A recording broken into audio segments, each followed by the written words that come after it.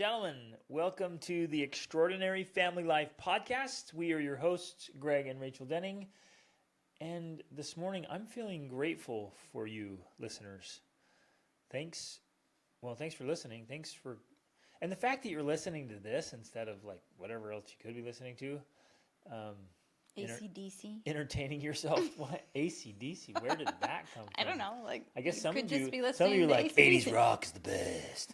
You could be just like driving along, listen to the radio. And I remember Brian Tracy saying one time, "It's like people who listen to the radio have no future." Like, dang a lang, let's go. And so the fact because he said you could turn your car into a university on wheels. If you'll just take the 15, 20, 30, 60 minutes you drive every day and listen to podcasts or books or programs or courses, I mean, you actually get a phenomenal education. Which is why you're expressing like, gratitude to them, because they are investing in their own development and education. You're listening to that's a big thing. A podcast on families. Yeah. And not only any old podcast, but a blunt one where we are speak bluntly, frank, but they're interested in growing and developing and improving their family. All of that is to us, a very big deal, because that is the key to making the world a better place. In fact, I promise next time I see you, I'm going to give you a hug. You were just interviewed on another podcast. Yeah. And he had listened to a couple of our episodes, specifically on current events and killing sacred cows, and was like, well, okay, what do we do? That was his point. Like, well, what do we do about this? And the emphasis was we have to focus on improving ourselves and improving our family. It's like that is the thing that will ultimately change the world for the better. Yeah. When we improve ourselves, educate ourselves, and then improve and educate our family and make it solid, that is what will actually change the world. I wholeheartedly believe that. It's not something I just say to promote my podcast. Like, that's what I believe. Right. And that's what I told him too. I said, when you look at all the crazy things happening in the world and in the church and in society, I mean, it is nuts out there. And so it is. It's terrifying. People want to, freeze or run and hide. They want to forget about it. They're kind of freaking out, and they're like, what do we do? And so essentially, it's like, hey, the sky is falling for reals. The sky's falling. Like everything's going to get turned upside down. What do you do? The only real solid answer is what you just said. Like I have no qualms, like no hesitation in saying, work on yourself, work on your family. Become more self-reliant, become more useful, become an asset. Like, you never go wrong by doing that.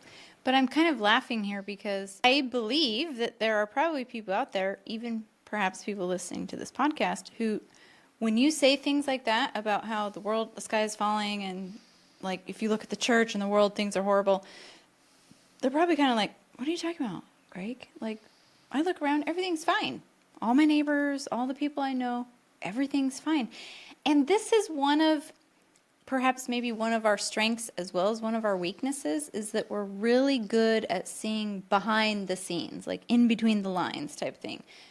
Perhaps to a fault at times, right? Because we're always looking behind the scenes. Every time we see anything, like, what's behind the scene here? Yeah. Let me look behind the facade. Let me look behind the mask, right? We're good at doing that, which gives us an insight to realize that, even when you look around your neighborhood and everyone looks fine and happy and whatever, we see the little warning signs. We're like, that little red flag right there, it means all of this. This is what's going on behind the scenes, right? Yep.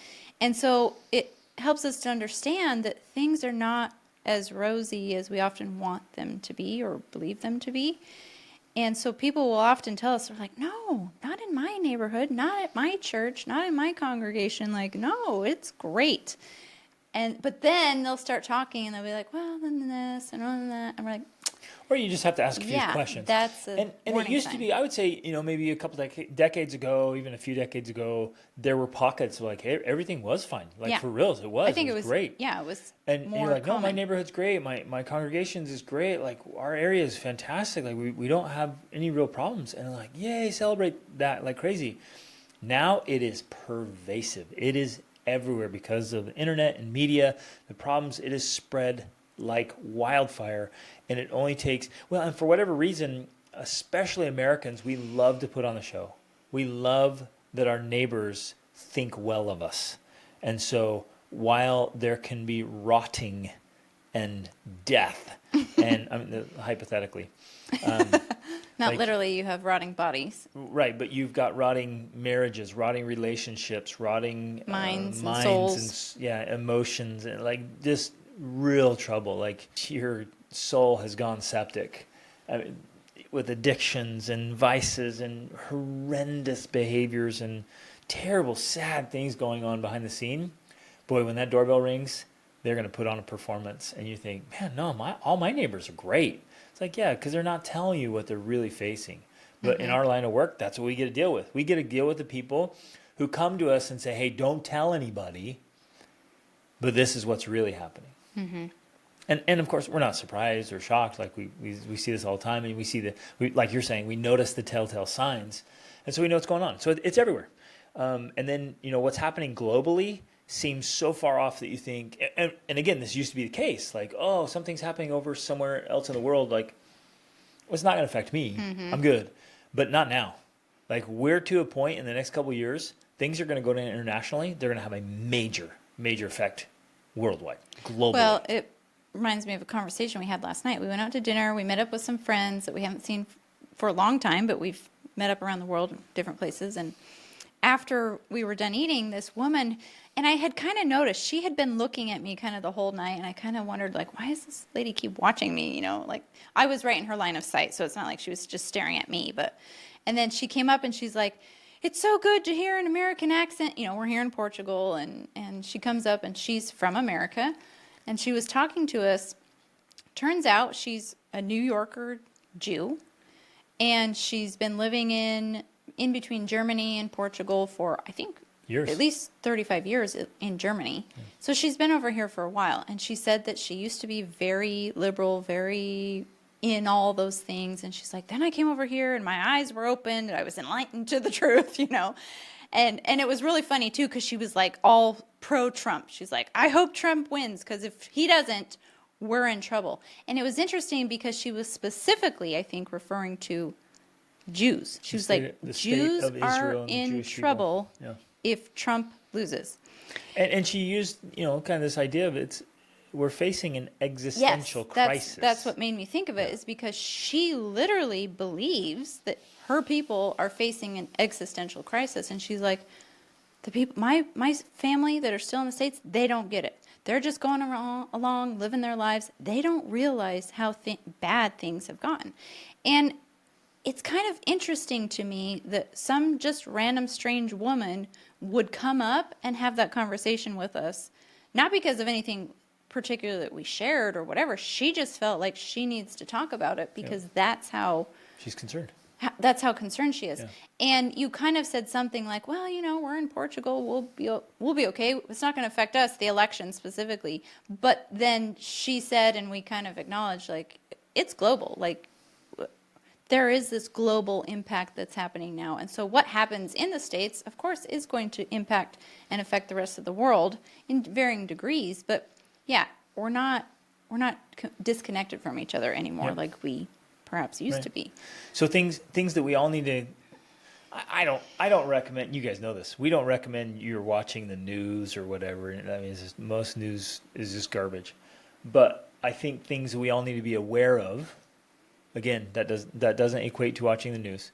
Just be aware of the conflict happening around Israel and the Middle East, and then the conflict that is silently happening around Taiwan. If I had to predict or prophesy, I would say that China is going to make a move on Taiwan to take it back, and that, and the Ukraine. So what's happening with Russia, what's happening with Israel, and what's happening with Taiwan, they seemingly unrelated. I think they're all related. I think there's a connection, and that trying to pull America's distractions and military forces and resources in those directions, there's this coalition for malicious things. So we'll throw that out there. Is that an official title? Chew on. The Coalition for Malicious Things. I like it. That could be a book. Anyways, those things are happening, and they're real, and they will affect us. But that's not even the topic today. I know it's not the We're just topic. We just on a tangent. started talking about that. Today, because- we're answering a question from a good friend, and it's a good question.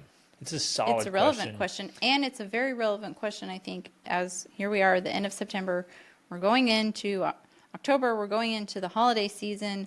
We're going into a time that is notorious for many people. I've heard them talk about the holiday 20 or whatever it is they call it. I don't know, but where you go into a season of celebrating and eating and gaining weight just in time for the new year. And New Year's resolutions, which we all know are notorious for not working. Yep. So it's a great question. It's a great time to answer this question because of that relevance, because we're going into this. It's not. But it's just a year-round problem it's not, as well. Yeah, that's what I was going to say. It's not just a holiday problem. It's a real thing. Yeah. And I love questions that kind of reawaken something that I've forgotten. Because you all can relate to this. When something becomes so habitual and automatic that it moves to your subconscious, it's no longer that it used to be a thing. Exactly. It's no longer even in your awareness. Yeah. You're like, I used to struggle with that. I used to think about that. It used to be a challenge. You don't even think about it anymore. It's just gone. And so you're not consciously going along and like, ooh, how am I going to handle this? You just move right through it. Right. I love the driving analogy because I think that that's something we can all relate with. When you learn how to drive, like every movement is a specific, separate movement. It's like holding the steering wheel. Big orchestration.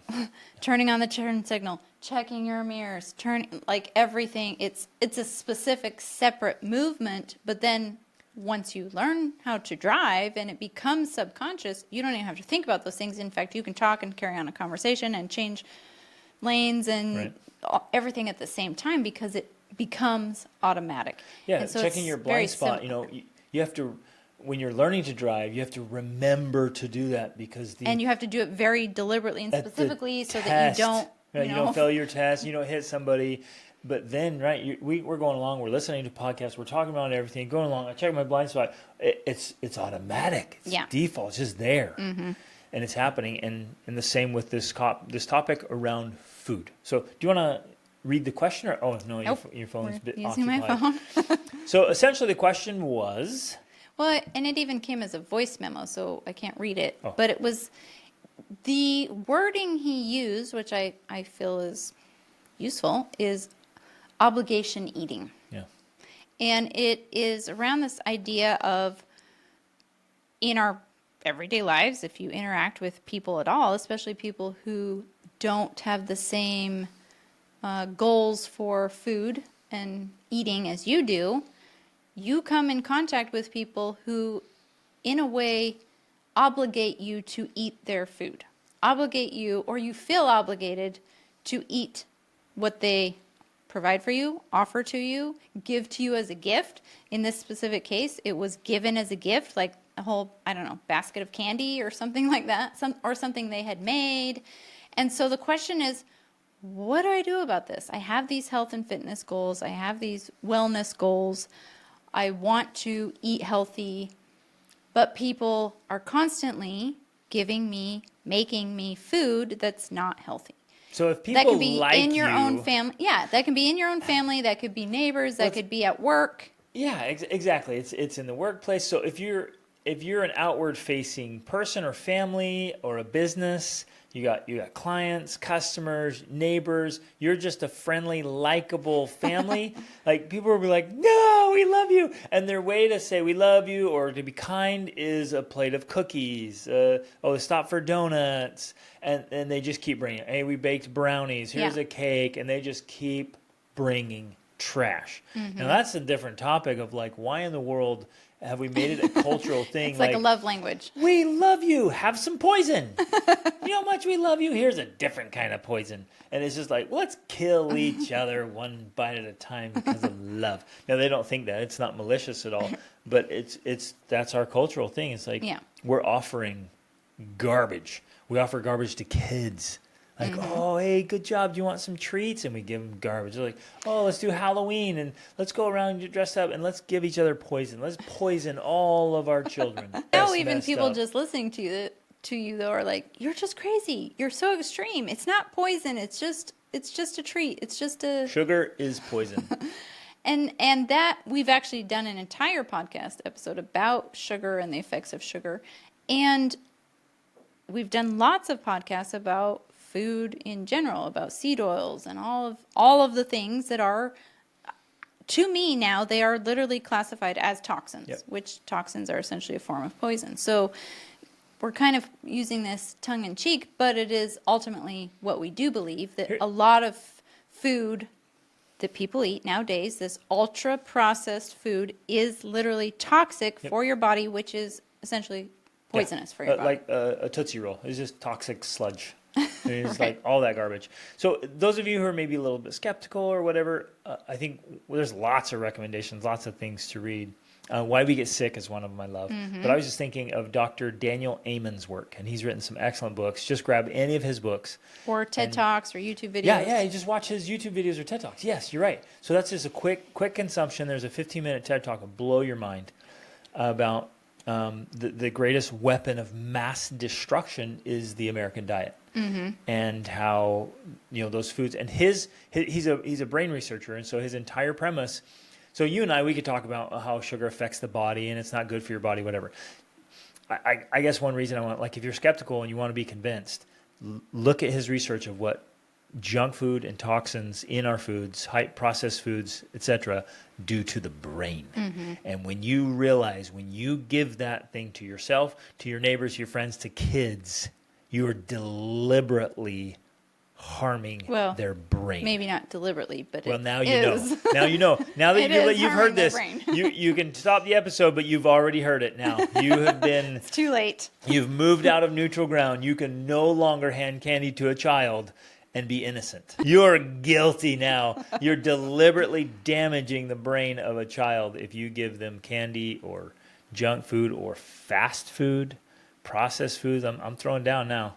We warned you about the bluntness of our topics, but if you give that to yourself or your family or kids, you're deliberately harming their brains. If you've listened to our other episodes, especially on this topic, you know the journey that we've gone through. I mean, we can confidently say these things at this point because of the entire journey that we've been on. For decades. Decades of research and experimentation.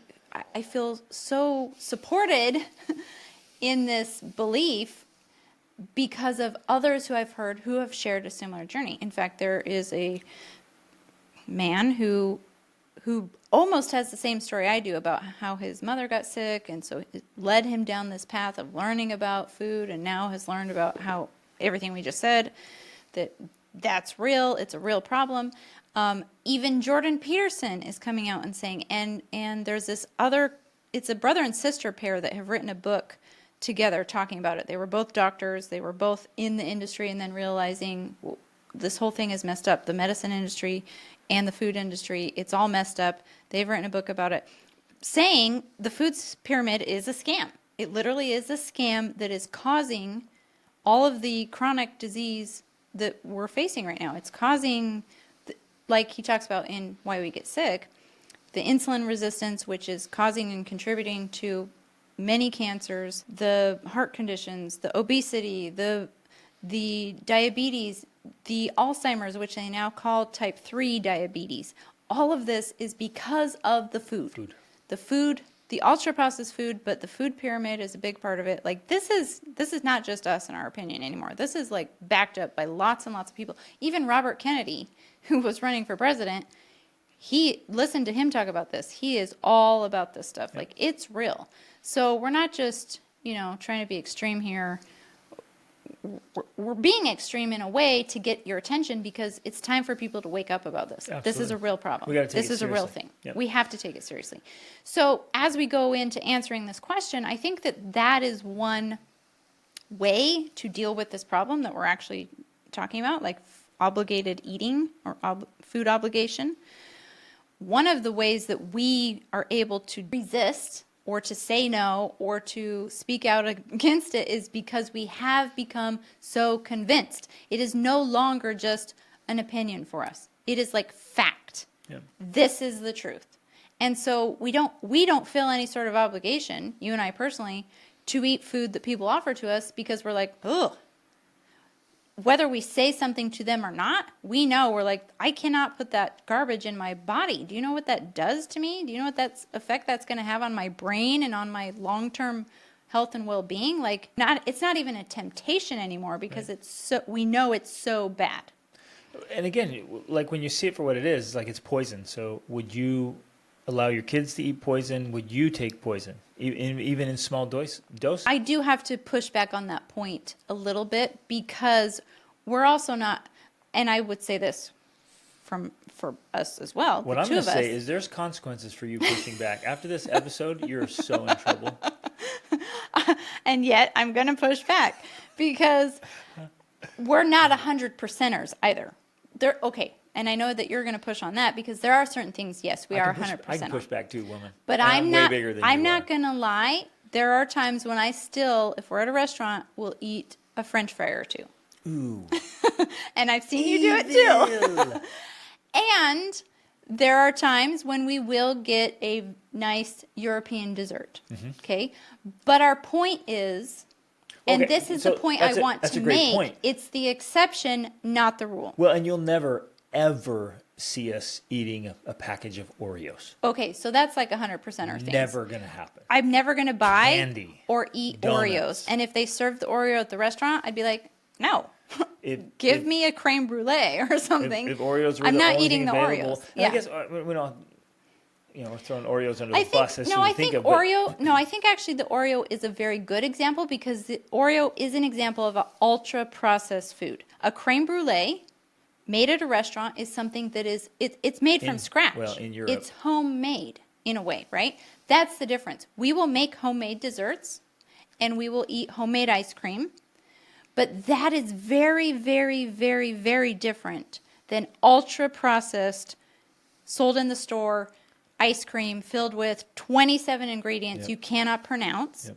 It's a very different thing. And that's I think that's the distinction that too many people don't understand. And so sometimes, they might say, well, we had it one time on Instagram. Someone was like, I've seen you guys eating desserts. We're like, okay, but eating an Italian gelato in Italy is very different than eating whatever your ice cream is from Kroger's, whatever. Yeah. It's not even the same thing because of the ingredients that are in there. And people think, well, it is the same thing. No, it's not. Trust me, okay, it's not. Here's a perfect example. Ingredients matter. You could slice up, you get like an organic potato, slice it up, put a little Himalayan sea salt on it and some beef tallow. Yeah, and fried in tallow. And you're eating fries and somebody walks in and is like, you Dennings are a bunch of hypocrites. Eating fries. Where then you go look at fries that are sold at McDonald's or Burger King. There's like 8 ingredients. Yeah. Like what it should be like potato, salt, and some tallow and the oil, but like and besides the fact that they fry the potatoes in seed oils, that's the major problem. Seed oils include sunflower, safflower, rapeseed, like all of those oils that we think of as vegetable oils. They're not vegetable oils, they're seed oils, and they're toxic. McDonald's used to, and in fact, I even saw a list of this one time. McDonald's used to make their French fries with potatoes, tallow, and salt. Yep. That was it. That McDonald's fry, I would eat that. I would too. Now, if you look at the list of ingredients, it's all these things you can't pronounce.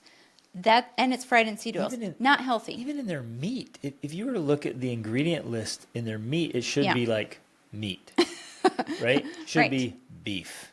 But it's not. But it's like this and this and this, all these chemicals. You're like, well, that's not even meat. Right. That came from a factory. So it's not the same thing. I think that's the first thing we really have to understand is it's not the same thing. And so when we're talking about this obligation food, if someone literally made me a homemade dessert, that's way different than if they gave me some Krispy Kreme donuts. Well, and it's very different. We eat our homemade ice cream like breakfast, lunch, and dinner. Yeah. This stuff is awesome. So because essentially ice cream is healthy for you if it's made at home and with good ingredients. So if it's got pure whole milk, cream, cacao, fruit, and some honey, like great. Boom. You can eat that. Our kids will eat it for breakfast sometimes, right? That is one of the first distinctions. I want to point this out. That was actually better for them, and the science backs this up, than a glass of orange juice and a bagel. Oh, yes, 100 times. Way better. Yeah. And you're like, what? You guys let your kids eat ice cream? I thought you were trying to be healthy. Right. That's the point. Because when you begin to understand the nuance of these things, you realize that, that is actually healthier for you, especially if we're talking about insulin resistance. Because one of the biggest contributors to disease is insulin resistance, which comes from eating sugars and carbs. Yep. So the worst thing you can do to yourself, especially in the morning, is to do something like drink a glass of orange juice and eat a bagel. Like, that's horrible for you. Yeah. It's so much better to get fats and proteins in the morning, which... And, ice cream honestly is borderline for us, but it's better than what you said, but it's filled with all kinds of fats because of the cream. Yep. And so that makes it better, besides the fact that it counteracts if you are going to eat sugars, and this is what I teach my kids, including fruit, because fruit has sugars in it, if you're going to eat sugars, it needs to be eaten with a fat. Or after, even ideally. Or after eating fats. So get some fats and proteins in your body first. Like peaches and cream is a perfect example. You need to be eating sugars with fats. Because it makes it digestible and good for your body. Yes, yeah. and lowers the sugar spike that occurs in your bloodstream. Right. So let's go back to the original question. It's like, okay, obligation food. You're a family. Your kids are learning to bake. Right. We should be guiding that and helping them bake good things. But sometimes they're like, oh, I found this chocolate chip recipe online. And you're like, right? And they're like, they want you to try it. Or this happens sometimes too. Your spouse makes something. And you're like, it's not even edible. It's edible, not that she's a bad cook. It's edible, but not. So to me, according to your definition of healthy eating. For me, I have my very clear standards of what I will put in my mouth and what I won't. One, I'm never putting any toxic sludge in there. What I view as toxic sludge, by anything that's on the list of that's not food. It's not edible, and it like poisons my body. It damages my body and my brain. And then I have an even higher standards like, hey, food is fuel. And then I love this idea of, is this premium fuel? Yes, because there's levels there. I want to be a premium vehicle, so I can do all the things I need to do. I'm not sacrificing my energy and vitality and clarity of mind and all the stuff I want to do and achieve for a momentary taste in my mouth. This goes back to the point I was just trying to emphasize as one of the first points, is that by us converting this opinion into a fact, it gives us the fortitude, or whatever you want to call it, to not have, whether it's guilt or any qualms about saying no to certain things, because we're just like, no, I just can't do that. I just can't put that in my mouth, right? That is a part of the process, because unless you are firmly convinced of it yourself, you're never going to be able to say no to things. Which is a great example, because I know a lot of people who are listening to this, you wouldn't touch drugs. Right. Or tobacco. Some of you would Somebody never touch alcohol. Offers you some snuff or chew, and like, here, have some tobacco. You want to try tobacco? And you're like, no. No, I don't And chew. you're not going to feel any sort of obligation to be like, oh, well, he's offering it to me. He's offering me weed or cigarettes. Yeah. Like, gosh, I better take a puff, because I don't want him to feel bad. Exactly, right. Like, no, man, I don't do that. And this might seem like an extreme example, but I honestly feel that as far as the way it feels for us, that is accurate, because we do feel that same feeling that, like, we would never say yes to someone offering us weed or tobacco or alcohol. And so it's just like that same feeling has grown to include more things. No, I'm not going to eat seed oils. I'm not going to have your Krispy Kreme donut or your Oreos or your whatever. Like, no, sorry, I'm not. So, and I think the big concern here is the social interactions, the social obligation side of it. Credit, and you don't want people to feel bad, and you want to show your gratitude. So how do we handle this situation? And here's some of the ways we've handled it. I'm always grateful, and I express that gratitude because it was sincere gratitude. It was kind. It was thoughtful. Like, somebody stops and buys something or makes something. That's so thoughtful. Mm-hmm. Like, how cool of that person to do that. Now, I'm not going to eat that thing, and they didn't know that, or they wouldn't have offered it, right? And so I'm like, that was so thoughtful and kind of you. Thank you so much. Mm-hmm. Like, sincerely, I mean that. Thank you. And then I will either tell them, like, actually, I'm fasting, and I do a lot of intermittent fasting, so I can always do some fasting. or I can say, I'm actually doing like this special diet because I'm trying to hit some fitness goals. So I'm not eating those right now, or I can't use the word can't. If you need, I can't eat that right now because I'm doing this program. And again, I'm not lying because I'm doing a program all the time. It's like a lifelong program, but you're doing a program. I'm on a program. And they're like, well, you're on a fitness thing? Yeah, I am. You're fasting? I fast every day. I do intermittent fasting every single day. Like, so I'm on a special diet for a special fitness program. That's true. Right. Because that's how I live. Especially according to someone else's viewpoint. Like, absolutely. That is the only way they really understand it. You know what I'm saying? When they view it in that light, they're like, oh, okay. And suddenly for them, they're like, oh, okay, they get it. And they now feel, in fact, sometimes they feel bad, like, oh, I'm sorry for offering. No, it's thanks. great. That was Wonderful. awesome. I'm good. You're right. I think that's a good point. For the vast majority of people who are just eating whatever's available, like literally eating, oh, it's available, I'm eating it. If you have any kind of restrictions or standards, and they're like, that's oh, a you're diet. doing a special thing. Diet. You must be competing for something. Yeah, it's called life, and marriage, and fatherhood, and entrepreneurship, like all these good things. Like I'm trying to live but here. But to simplify it, because people aren't looking for that sort of answer. They just want a simple explanation. Sometimes I like giving that. Well, though. I know, but you're right. That's You're kind right. of the next level. It's awkward. It's strange. They didn't come for the whole speech, but right. sometimes I'm like, you know what? And that I'm going to give a speech. Right. But I'm saying if you're just looking for a short, quick answer, those are the kind of answers that people understand that help them process what it is you're trying to say or do without it coming across rude. So now, we have also used the allergy thing. And I know that kind of crosses lines for some people, but people understand that. I do it all the time. I'm smiling. I'm like, actually, I'm totally allergic to sugar. And they're like, what? I'm like, yeah, it causes tons of swelling right around my midsection. And then they chuckle and giggle and like, I'm not eating. And they think it's funny, but it's relatable in a way because people understand. It causes a lot of pain in my teeth. Yeah. It creates these holes in my teeth. It's really weird. It's some allergy I have to sugar. And that's the other interesting thing about our society is that people will go out of their way to deal with your allergies or your food sensitivities. Like they totally will. Yeah. They will. And in fact, you fly anywhere or you go somewhere and they have a whole list of like, what kind of diet are you on? Gluten, raw, vegan, blah, blah, blah. You know, I'm like, they never have my diet on there, which is like, I want meat only. And fruit. You know, like, where's that diet? But they understand that concept and they understand the whole thing with allergies. And so if you can present your viewpoint in that way where, yeah, I am allergic to toxic food. Sorry, I am.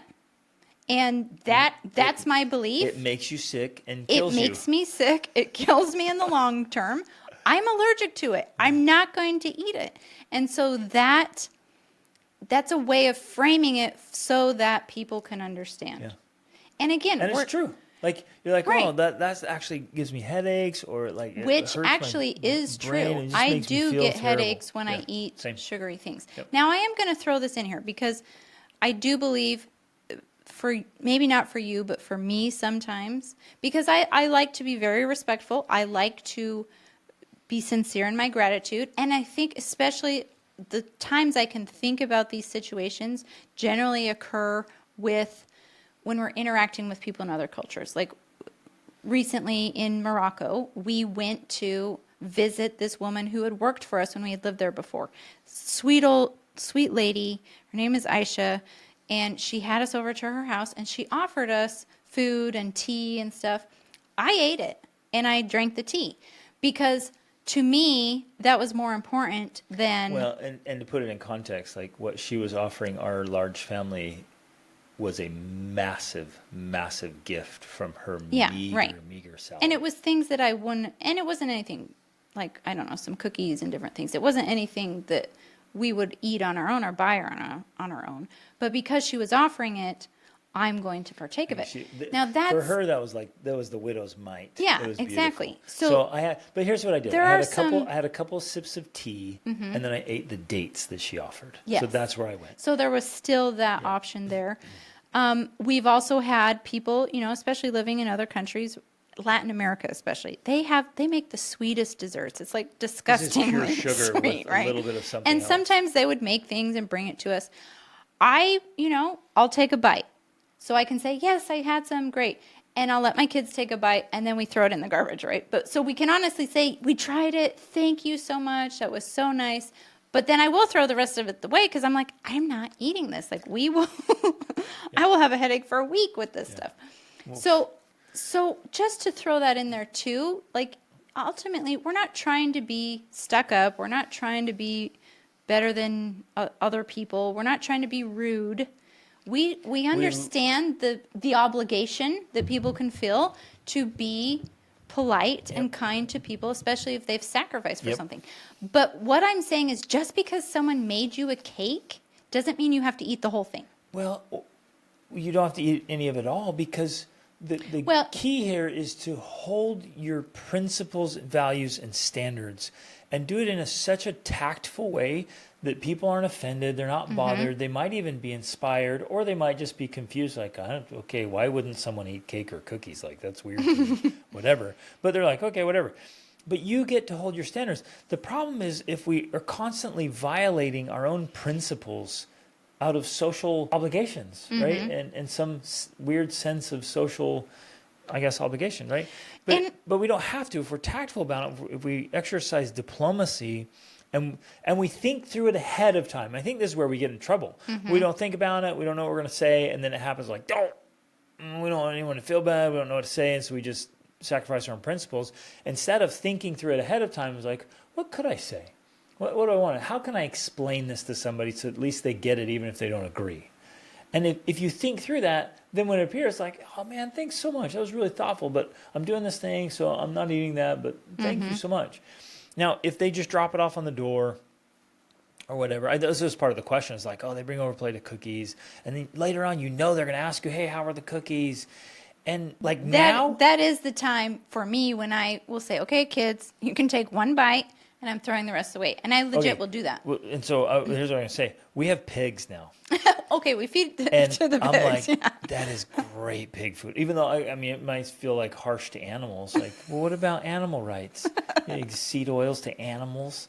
We're not there yet. But I take out the cookies. I throw out, and the pigs are, I can honestly tell my friends that the cookies were great. I mean, they got devoured. My pigs love those cookies. I would say this, the pigs, they just Why are you calling your children pigs? I would, or like you take it and you're like, they offer this whole, and you're like, here's the other thing. People are like, I don't want to be wasteful. Here's this whole cake. I think that's also legitimately a concern for people. And I know that used to be a part of my concern. Sure. I felt like, oh my gosh, someone made this cake. If I just throw it in the garbage, that's a waste. That's wasting food. Right. And I know people who would still use that argument with me. Same. I feel very strongly about not wasting. I have, you are actually someone who hates to waste food. Yeah. And yet, because we are so convinced now of the facts about food, to us, that's no longer an issue. We can easily throw away food that we know is not good because it'd be like throwing away poison or throwing away drugs. If someone gave us drugs, we would just throw it away. Like, well, you're wasting food. I'm like, that's not food. Yeah, that is exactly. Not food. That is but toxic it is. It's the sludge. same thing. If someone, we moved into a house in Portugal last year and the landlord gave us like 15 bottles of wine and some other hard alcohol. And plus he had a whole bunch of alcohol in the house we were renting. So we could say, well, I would feel bad wasting this, so we better just drink it, you know. Now, to be honest, we actually cook with red wine. And so I kept it all for that purpose, but I didn't drink the hard alcohol because I'd be like, I would feel bad. I don't want him to we would feel be bad. wasting it. No, I dumped it down the drain because I'm like, we're not drinking it. I'm just going to dump it out. It's not a waste in my mind because it's not something I would ever put in my body. I literally have the same exact thinking about food that is not good for my body. My children went to church one time and they got an entire giant bag of Skittles, not the small bags, not the individual size bags. They got a huge bag of Skittles. Do you know what I did? I cut a hole in it and I poured it down the toilet because that is where Skittles belong, in the toilet. Oh, just for clarity, like it's not good for the sewage or the toilet or whatever. We just did it that day to really make a point, but it was an object lesson for my children. Like, this is what we do with candy. Take this stuff, throw it in your compost pile. put it out and put it in a bucket and get flies and larvae, and feed the larvae to your chickens. Like, turn this stuff into what it belongs in. Like, put it out there, just whatever. Bury it in the backyard, like, or just throw it away. But we've got to stop. And this is, I guess, a principle crosses to lots of different aspects of life. Hold on to your principles, your standards, your values. They will be attacked. They will be misunderstood. They will be mocked. People will be bothered by them. Figure out a way to be tactful, diplomatic, and keep your standards. I think I do want to emphasize this point because I really feel the nuance of it is important, because you're talking about holding on to your principles and your standards, and that's the key right there. But I also want people to understand that ultimately they get to decide what that is within the framework of getting the results that they want. Now, for some people, again, maybe it's an 80-20 or a 90-10. They might say, hey, I'm going to take the one bite so I feel good in my conscience saying I tried it, and then throwing the rest away. If you know yourself and you know you can't just take one bite, then you probably need to be one of those 100%ers where you're just like, nope, I'm sorry, I just can't do that at all. So I guess that's what I want to bring up here is, like, you need to know yourself. You need to understand yourself. If you can do one bite and then throw the rest away, great, do that.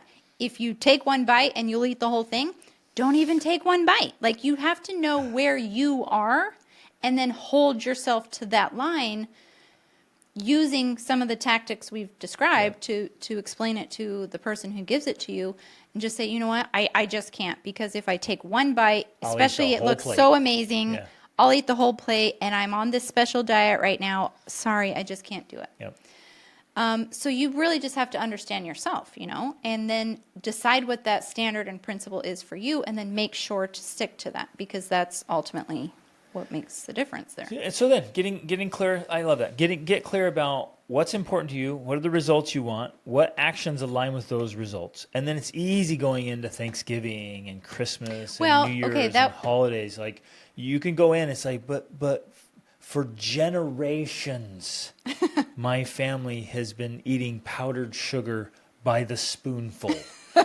And in this treat or that dessert, or it's just so special, and it's this thing. I'm like, okay, well, there's a whole other topic of why we're poisoning ourselves for special occasions. But you can decide ahead of time. You can talk to your spouse, you can talk to your kids, and you can go to Thanksgiving dinner knowing it's going to be there, and you can decide ahead of time. You can see what you're going to say, but most people won't ask. Like, if you're just chill about it, and you go get your plate, but you don't get this huge, heaping, disgusting pile, and you go get a normal sized plate of the good things that are there Sometimes they'll notice and they comment. That does happen too. They're like, oh, are you on a diet? Yep. Yes, Done. I am. That's it. Well, you don't need to diet. You look great. Oh, I'm trying to get a six-pack. Yep. It's so vain. Yep. Pure vanity. I want to see my abs.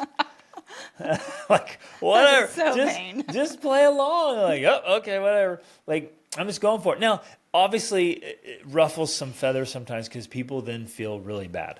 So your aunt and uncle weigh 300 pounds each, and you're just trying to drop the last 5 pounds. And you get this small plate, and they've got massive piles, and you're like, yeah, I'm trying to drop some weight. And you're like, ugh. But say it. It might inspire them. By next Thanksgiving, they might be down to 200 pounds. I mean, live. Stand up for your stuff. Lean into it. I don't know. I want to be this walking, talking inspiration. I know sometimes you say things that are uncomfortable for people, but later on they're like, hey, man, it was hard to hear that, but because you said that, because you did that, like, I decided I'm changing the way I do things. I've heard that so many times. Well, and I think that ultimately, once you kind of draw this line in the sand with people, especially the first time, then in some ways it can get easier, because then people just learn to expect that from you. And that is definitely that's true in our case, because a lot of people know we just don't eat those things. And so they stop offering, which might seem like, oh, well, that's sad because now people don't know how to express love to us or whatever because they don't offer us food. But it solves the problem of I'm constantly getting offered stuff I don't want to eat. Well, right? it's actually awesome because then people start offering other things. And They think do, of you, they're like, if they you're like, care, they start to they're get like, creative, no, and they're they like, won't eat this. Like, and then they'll come over with something like, hey, I made it with this. It's no sugar. Yeah. Like, you rock. You're like, Let way me to have go. some of that goodness. Or my friend, this is when we were first married because Rachel and I started this journey. Like, I started before I met her. We really started when we got married. And I had a buddy, just absolutely love this guy. I worked with him. So every single day we'd have lunch together. And every single day he would offer me his dessert. and I was like, no thanks, bro. And he's like, one day, after weeks of doing this, he's like, man, Greg, seriously, I love having lunch with you because I can offer my dessert knowing it makes me feel generous. Like I feel like a good, generous person, and I know you're going to reject it, so I get to keep my dessert. It's like this a is the best of win-win. both worlds. Like I offer as a generous person, hoping you say no. You say no, I get to keep it. Like I feel amazing about myself every day. And he would just razz me about it, but I'm like, no, dude, I'm never having a bite of your dessert, bro. And it was funny. So we talked about that a long time, but we've been doing this for a very, very long time.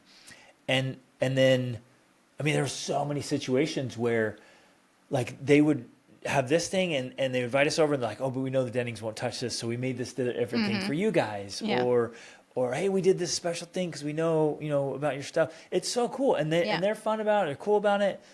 Like it's actually, it turns out to be a great thing. So now in our lives, like this is a non-issue. most of the time, yeah. Like, It still happens. I don't feel any weirdness, awkwardness, any trouble of eating what we love to eat. And any obligation to eat other things. Yep. So, but there were a couple other aspects I wanted to bring up about this, because one is the baking in the home, because that's definitely a concern for many people, is because they're trying to do it, but the spouse or the kids still aren't on board with that, and so they're bringing it home or they're making it. And that obviously can be a challenging situation. For us, we just started by replacing the ingredients.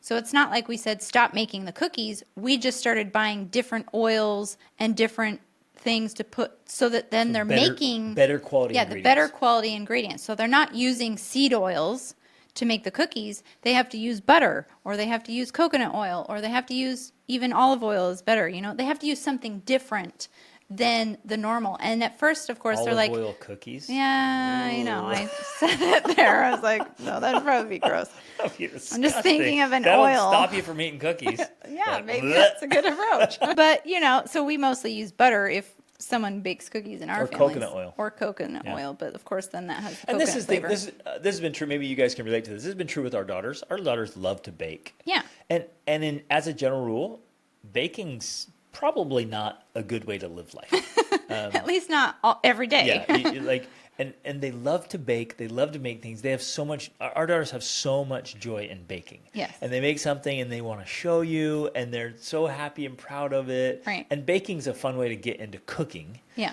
And so they're just stoked, and they're like, I baked this thing and it Yes. turned out it's amazing. Here, come try it.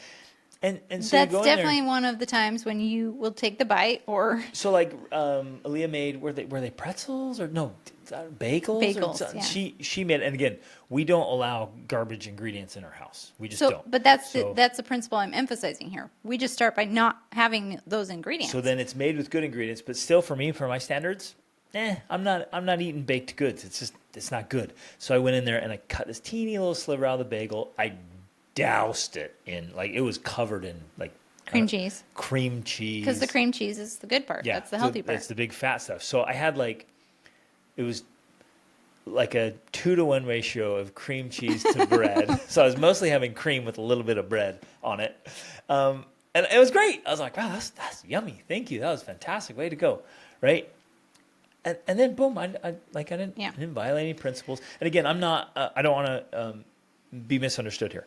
I'm not like 100%, I never eat bread. I don't think that's healthy. I think our bodies need to be able to consume They need carbohydrates carbohydrates and when fats needed and proteins and different things.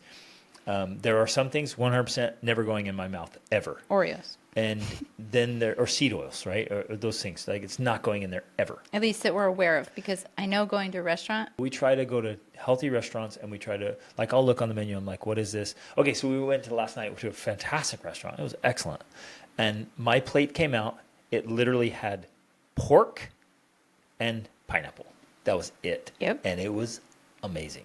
Now, your plate It was covered with barbecue sauce. it was drowning in barbecue sauce. There's going to be so many seed oils and sugar Yes. and garbage. It was pretty bad, but there was a massive pile of shook bones the and barbecue sauce left on your plate when off, they took it away. and I just Ate the ate the pork. meat. So you do the best you can. So, but back to this, we replace the ingredients. Now, inevitably, that's going to cause some challenges at first, because they'll say, wait a second, this calls for rapeseed oil or vegetable oil and Or sugar, and what am you're I doing supposed to honey. do now? And so you have to help them and teach them, like, hey, yeah, I'm not buying that stuff because it's toxic. So we're going to have to look for the recipes and learn how to make the recipes that use these other ingredients And then instead. they put honey in instead of sugar, and then the recipe doesn't turn out. And they're like, They're frustrated. this is horrible. And it is a process. Yeah. Like, it's a learning curve. You do have to get that learning curve. But the point is, the reason why you do it, instead of just saying, oh, whatever, I'll just buy the stuff and let them do it, is because, I guess for me, because I'm trying to set a generational precedent here. Yes, exactly. If we're the ones that have to learn this thing so we can pass it on to our grandchildren and great-grandchildren, great. Let us be the the guinea pigs here. Yep. Let us figure it out. Because there is a way to do it. People used to cook like that all the time. We just have to go back. I even bought like a Little House on the Prairie cookbook, you know. We have to go back in time to do some of these things the way our grandparents used to do it. And before that, we have to relearn some of that. And that is going to cause some frustration and annoyance and whatever. But it's possible. And people are doing it. There's more and more resources out there.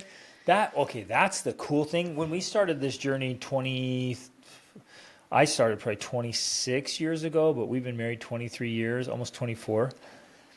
There were fewer recipes, fewer resources, sometimes fewer ingredients. We were wrestling with it. Now, man, you can just jump on any website out there, from Pinterest to YouTube to whatever, and just be like, healthy recipes for this, or how to make this without sugar, without oils. And there's so much, like, really If creative you know what you're looking for, yeah, you can find it. Have written entire recipe books and videos, channels. I mean, there's so much out there. And with 30 minutes, 60 minutes of research, you could make your own, like, print them all out or put them in a digital format or whatever, and have this huge list of all these cool things.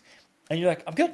Like, I can still have all these amazing things. It's delicious. It's enjoyable. Yeah, and I've eliminated it from my life, and it wasn't that big of a challenge because somebody else has done all the hard work. I just now am turning to this recipe instead of the old one. Well, I think sometimes it feels like a big challenge because despite what you're saying, I know there are people are going to be listening and saying, like, I don't know. I've tried looking. I can't find it. I don't know where it is, because it does, I think, take some, like, you have to know the right wording and the right phrases to be able to find exactly what it is you're looking for. And then there is this process of learning. But all of that is worth it in my mind for the long-term health and well-being that you're going to get by improving the quality of the ingredients of the things you're eating. Like, it really is just worth that sacrifice. And so, you know, that's the point. And that's the point of why I do it and change it in my home. Yep. So my children learn that, and then we can now create this culture around better eating and higher quality food. And now, buying, so what you can do too on that same note is, like, buy the kind of cookbooks you want to be cooking from, and throw those out, and your kids or your spouse, like, yes. Hey, let's try some things from this, and get in there. Oh, right. I like this one. I enjoyed making this, and you're adroitly leading it in a different direction. Yes, because what we're saying here, talking about obligation food or whatnot, we're not saying, oh, you need to just be, what's the word? Like some sort of, there's a really great word for it, but I can't think of it. Like someone who rejects everything. It's a hard line. Yeah. And you have no desserts in your life, no sweets in your life. We're not saying you have to do that. What we're saying is that you're improving the quality of what it is you are eating, the quality of the ingredients. You're getting more creative. You're finding ways to have the things you want to have. Have some cookies, but change the ingredients of those cookies, right? And make them better so that overall, because if you think about stacking this over time, day after day after day after day, if you change the daily ingredients of the things that are going into your body, that is going to have a big effect on your health and well-being over the long term. Yes. I think people totally underestimate the importance of that principle right there. That they think, oh, it's not a big deal. It's not having that big of an impact. It is having a huge impact, and most people don't especially know. when you stack it over time. Well, because they've been feeling the drag of normal life, and they're like, Yes. oh, this is how it is. And when I help my clients like transform them to a way better diet, they're like, I can't believe how much energy I Right. have.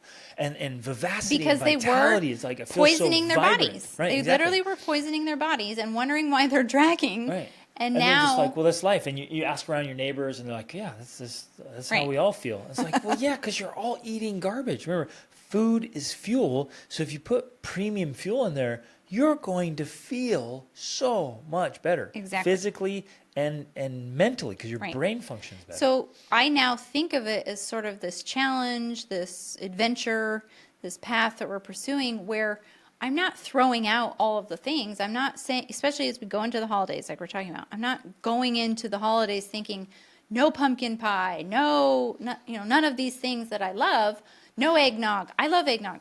No, I've just learned how to make my own eggnog from pure ingredients. I've learned how to make pumpkin pie with great ingredients. That's the point. It's not just getting rid of it all. It's how can I make this better and healthier, because it is healthier, just like back to the ice cream analogy. The ice cream from the store with 37 ingredients is not the same ice cream as what you make at home with 3 or 4 ingredients. It's a totally different food. It literally is. And you think, no, it's not. But it is. I'm telling you, it's a totally different food. Same with the eggnog. If you look at eggnog at the store, one of the first ingredients is high fructose corn syrup. That's just horrible. But if you make your own eggnog at home with farm fresh eggs, that's essentially a health food, right? Like that's a protein shake is essentially what that is. Yeah, exactly. Yeah.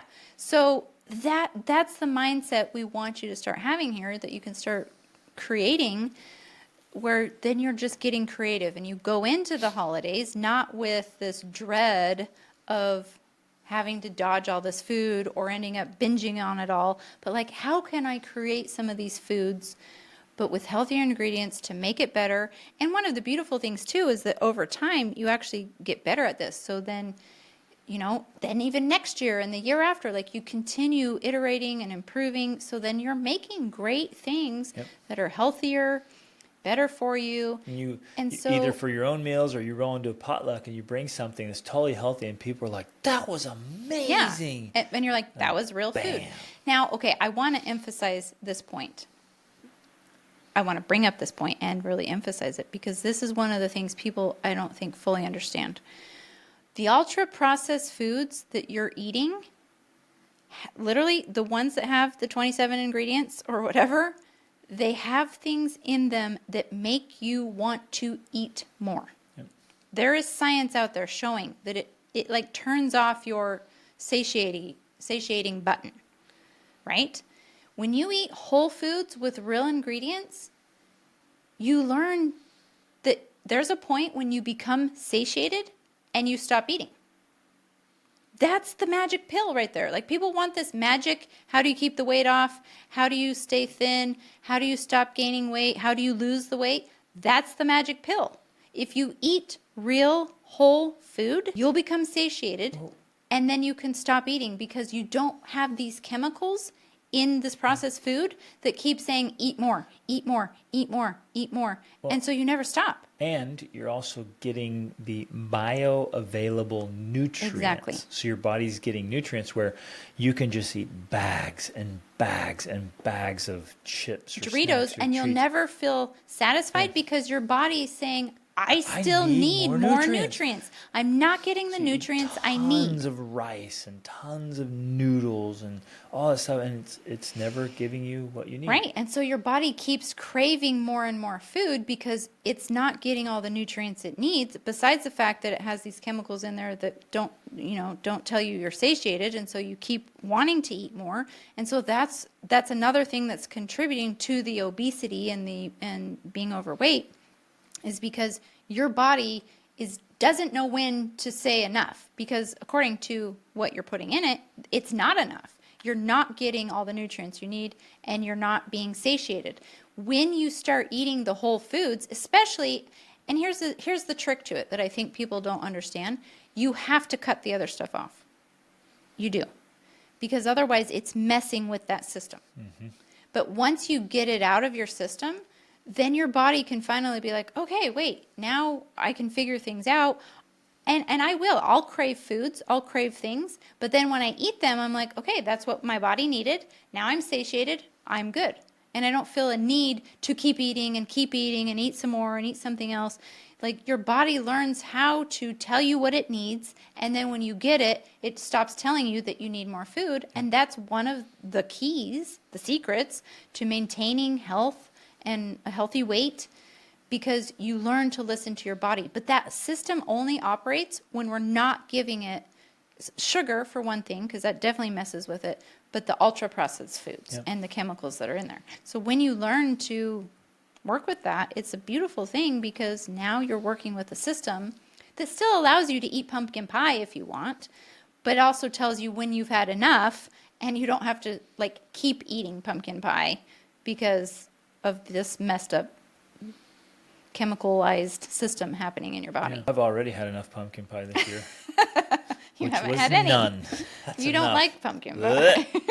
But you like apple pie. Oh, I do like apple pie, but it can't have any sugar in it. It can't be sweet. Honey? It's got to have lots of apples on top of the pie, and then I cut out the pie part and I eat the apples. The crust part, you mean? The crust.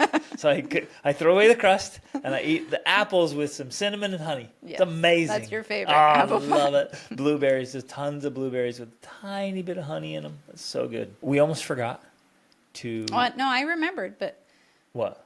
Well, because you're doing this healthy fitness challenge. I almost forgot. I was just going along. I'm like... No, I remembered. Because we, Rachel and I, and our daughter have created the Dennings family recipe book. Well, and it's not a book. It's we are creating it. I wouldn't say it's done, but we have a collection of recipes. Because people are always asking, and I'm sure you're listening to this share, what do you eat? What's your substitute for cookies and snacks? And what do you do? When do you eat? So I'm doing a 90-day food and fitness program.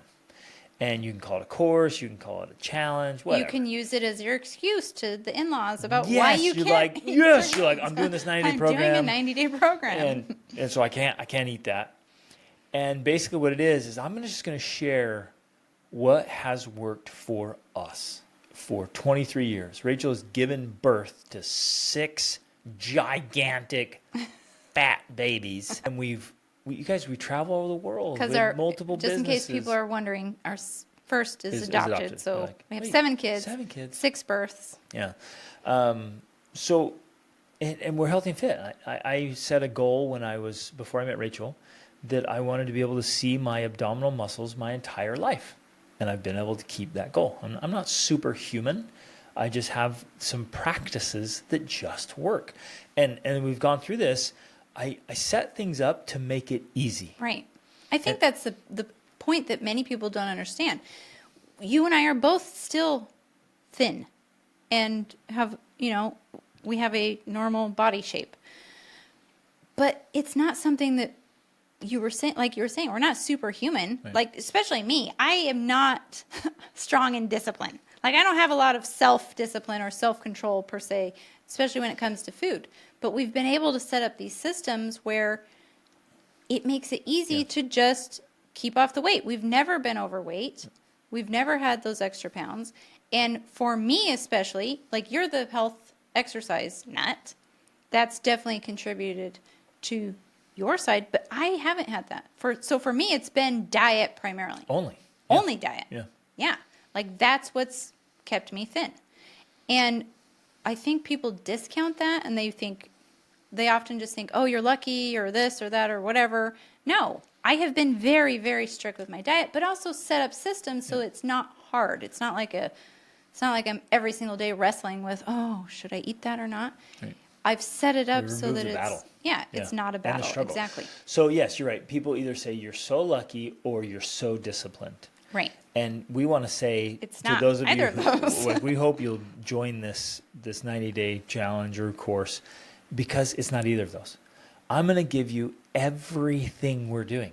I'm going to make it so easy, right? And so if there's some difficulty, it'll just be in the first 2 days of your body going, wait, what's going on? This is new and different. Hey, I'm so used to donuts. What's going on here? But after a couple of days, like, it goes away, and you realize how easy it is. And this is what I love. I just geek out about this so much. A good, energized, healthy body, and feeling good and sleeping well and waking up ready for the day, that's the natural state of the human body. Yes, exactly. That's where the human body wants to be. But we, through our poor practices as people, And toxic foods. we're actually creating the opposite. We're making it hard for the body to do what it was created to do. And so if we just remove a couple obstacles and bring in a couple of new good things, voila. You'll start feeling this magic you haven't felt for decades, if ever. Yes. And so we're going to do this. I'm every day I'm going to share exactly what I eat. I'm going to share what exercises I do. I'm going to help you walk through how much to eat, when to eat, what not to eat, what to include, how portion sizes, timing, what kind of exercises to get what kind of results, what to do with injuries. Like, I'm just creating the whole thing so that by Christmas you look and feel amazing. I've helped clients drop 80 pounds. Others just dropped those last stubborn 10 pounds. I've helped others, like, they want to get super lean and see their abs. Great, let's do that. Or they want to put on some muscle. Great, let's do that. So whatever the fitness goal or the challenge, we're gonna go into the food. And again, the vast majority of health is in the kitchen. Absolutely. It's what what you're you put in eating. your mouth. Yeah, that's the big part. And then we'll do the workouts too. So you guys, get into this. Well, I think the best part too with this, there's two best parts actually. One of them is you're actually getting ahead of the New Year's goals. Well, right. You're not waiting until after So New put Year's, on 20 after pounds the between now binging, and New Year's. and then like, oh, I need to set some New Year's goals. Like, we're getting ahead of the game, and that's really the key, I think, to long-term health and well-being, is that it just becomes a way of lifestyle. And it's not the lifestyle where you have to give up everything you've ever loved. No, this right? is sustainable. I still can eat my pumpkin pie and be thin and trim. Like, I don't have to give up those things. It's just tweaking things to make them better, because eating a pumpkin pie made from scratch with pure ingredients is very different than the one you pick up from Costco. It is. So it's those types of tweaks, right? Exactly. The other thing I think that's great is that you're going to be meeting with them, and maybe I will sometimes Yeah, too, absolutely. every week. Yep. So Live. I'm answering questions. Yeah, live. Inevitably, there's always going to be something where like, well, what about this, or what about this, or that thing, or that I can't get past this. That's what the live sessions are for, because you can then specifically address those concerns and obstacles, and then provide the individualized tweaks to say, oh, well, yeah, it's simple, just do that. Plus, you get to connect with all the other people who are in the course and program and support each other, cheer each other on. That's awesome. I love this stuff. So it all begins October 2nd. Which is soon. Which is very soon. So October 2nd is exactly 90 days left in the year. Can they join late? Yes.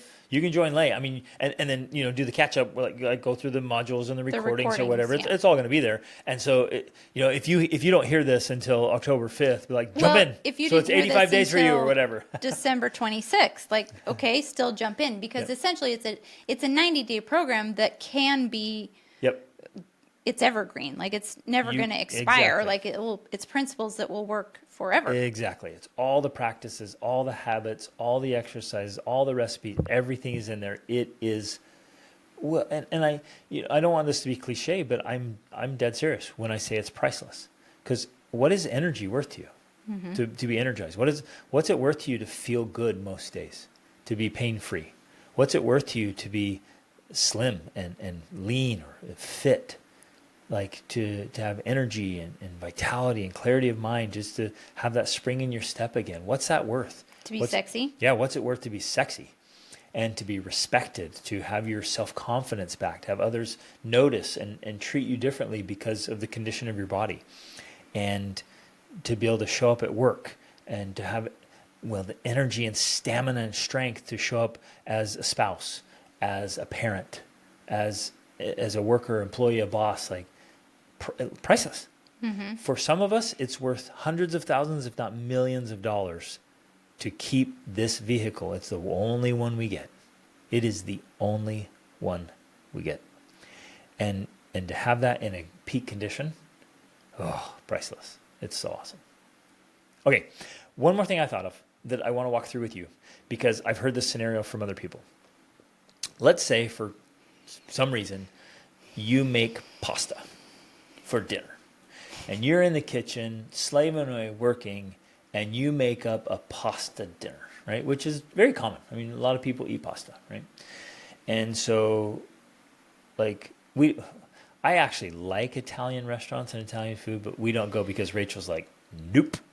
It's too much pasta to me, which but is every once in a fine while, you make a pasta dinner. This is rare. Wait, I do? Yeah, you've done this. It's super rare. So you make a pasta dinner. Like a ravioli or a carbonara. Yep. And so you make a pasta dinner, and I roll in. Pasta. I'm not going to eat it. Okay? Now, the first thing we have to address is like how do you get to that point? Because there was a point. Or your reaction would be like, you what? You're not eating my You're dinner? sitting down and eating this food because I slaved away in the kitchen, and you're going to eat it, and you better tell me it's good. Right. So walk me through your thinking, and then I'll tell them what I would do. That's why I say how we get to this point, because now if you turn down something I make, especially something that has carbs in it, I am not surprised in the least. Yeah. I'm just like, Greg's not going to eat that. That's fine. It doesn't bother you. And it doesn't bother me because. But wait, you put in the effort. You work to make dinner for our family. I think because we're at a point in our lives here where we understand the food. We also understand the differences between men and women's bodies. There are times during the month when women need more carbohydrates because in order to produce, I can't remember exactly which one, progesterone or estrogen, one of them, you need more carbohydrates to help you do that. I think that's generally the week before you start your period. So I will crave more carbs, and I need more carbs during that time. Now, ideally, if you want to get specific, I should be getting those carbs from, say, like squash or fruit or different things. But, I use that as like, you know what? I want some pasta. I'm going to have some pasta. And so I'll make the pasta. And at this point, I just know I'm making this food for me.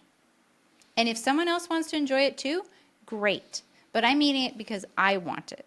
So, and I also know that because you're different, you're a man, you don't have the same needs I do. If you aren't going to eat the pasta, great, wonderful. That's fantastic. And so it doesn't bother you. It doesn't bother me because I'm like, you are sticking to your fitness goals. Boom. I love that, right? Yeah. So, you're operating on a different, you have some standards, some goals that same, and you're going to do something different. Great. So I would roll in and I'll be like, I'm just going to make a quick steak or a beef patty. And I'll just have a beef patty, maybe with a little cheese on it, and that's it. And I'll throw it in the air fryer or something, and just cook it up real quick. Or I'll just be like, no, I'm not eating, but I'm fully engaged with dinner. Well, right? So yeah. you sit down, nobody notices that I'm not eating. I'm engaged, I'm talking, whatever, or I'm eating something different. Yeah, so we still have dinner together. We're just eating different things, and that's great. Now, yeah, it does take some work and some time and some understanding and some conversation to be able to get to that point because, yeah, there was definitely a time when I made the dinner fully expecting you're going to sit down and eat it with me, and if you didn't, then, yes, I'm offended and sad and crying and whatnot. So now it's going to be 3 hours of crying and talking here just because I didn't eat the pasta. And I guess we need to have some awareness of those potentialities. And you could perhaps prevent that by having some conversations beforehand, before the dinner's on the table, right? And addressing be other able issues. to why. Well, because what's going to Why? happen is like, well, I made this. This is what I've been making forever. This is, this is my parents made this, Yeah. or this is all I know how to make, and you Right. don't, you want to admit like, I don't know how to make something else. This is what I Exactly. know, and so I'm not gonna try something and burn down the kitchen trying to, and so Yes. it's like all these other things. Like, no, let's get this out in the open and figure out how to do it Exactly. easily. And that is, that's a key to, that's the underlying key to growth and personal development and family development and marriage development. Like, we have to be able to address these things, all of these small little issues that come up as we start to take this journey forward, because they're legit. We're not going to say they're not there. They are there. And that's often the very thing that's holding you back. But when you can learn to move forward and have those conversations, not only are you going to have the better health you want, but you're also going to have a better relationship. Yep. And that right there, that's the beauty, that's the holistic development we're always talking about, and that's the thing people don't always understand that happens about this process, is we think, I'm going to work on my health and fitness. I'm going to get in better shape and I'm going to eat better. And then, it brings in this marriage piece, because my wife always likes to make pasta, right? And now you're like, I didn't expect that to be a part of it. But we have to start seeing that as a benefit. The benefit is, not only am I improving my health and well-being, I'm also improving my marriage, because we have to have some of these tough conversations that before we were just avoiding. And we think that we want to avoid those things, but really we don't. We want to face them head on. We want to move through them. Oh no, we want to avoid them. Well, okay, we want to avoid them. But hopefully what we want more is what happens on the other side of that. Yeah, exactly. When we have those tough conversations, when we work through those things, then what we have on the other side of that is a deeper connection and a better relationship and better communication skills. And that's really what we do want. And then this beautiful understanding of ourselves and each other. Mm-hmm. And you realize, sweet, you're chasing dreams and goals and going after it. Great. I'm fully going to support you, instead of being threatened or bothered or upset or whatever emotion comes up, jealous, bitter. Like, no, great, fantastic, full send, go. And I don't that have does to take attach some too work. much meaning to things. It does take some work, and it does take some processing. But that's a part of the journey, and that's a part of the journey we should embrace instead of avoid. Yeah. There are some things that are just an immediate switch. I've worked with some clients, I've done this myself, you've done it, where you just realize, me, that meant this, but I don't want it to mean that, and so now it means this. And that's it. It's immediate. Like, sometimes an update on your phone. Things take so long. It's like, oh no, we're gonna have to work. It's gonna be years of like long, tearful conversations. Like, no, just switch. Like, oh, she wants to do that? Okay, cool. That's what it means. Done. It's no longer an issue from here on out. Like, it's over.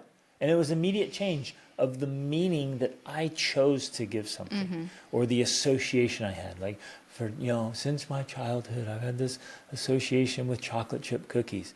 I remember the day I just stopped. I'm like, nope, that is not good for me. It's not nostalgic. It doesn't remind me of happy times at home. It's like, that is garbage in a circular shape with dots.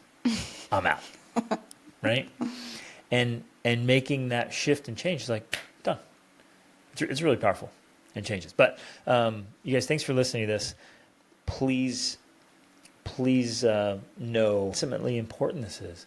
We get one shot at life in one vehicle. And this body, your body, is the one thing that's keeping you here in this life. That's it. One.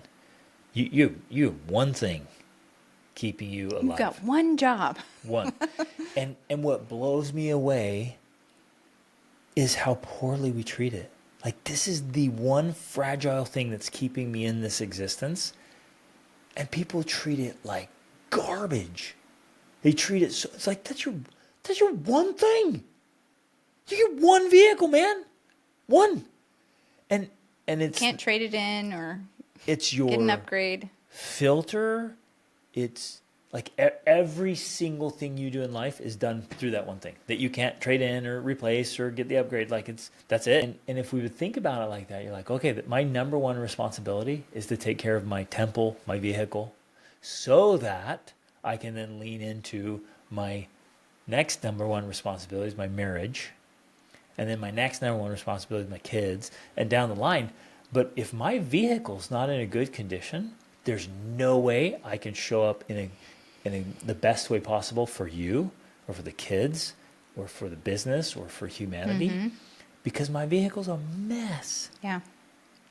And so this matters so much. I feel that it really does just make life harder than it has to be. Yep. When you're out of shape and overweight. Right. Yeah. And often people wonder why and how we're able to do so much. Because, we do a lot of things. We have a lot of things going on. We're chasing a lot of big dreams and goals. And I think the primary reason we've been able to is because we've had such a foundation of health and well-being that makes it easier. We have more energy, we have more clarity, we have more stamina, vitality, because we take care of our bodies. That's such a cool framework when you said that. So the first step is make it easy to be healthy, and then being healthy makes it easy to makes do the rest so of life many much easier. other things. Yeah. Right, it does. And it's more enjoyable, and it's fun. It's having like when I was originally seeking desperately when I was 16 and on my own, desperately seeking for the secrets of success and happiness. At that same time, I started to really lean into fitness and health. And little did I know, I was right on top of the most important secret of making sure my body was in a great condition so that everything else would be easier to do.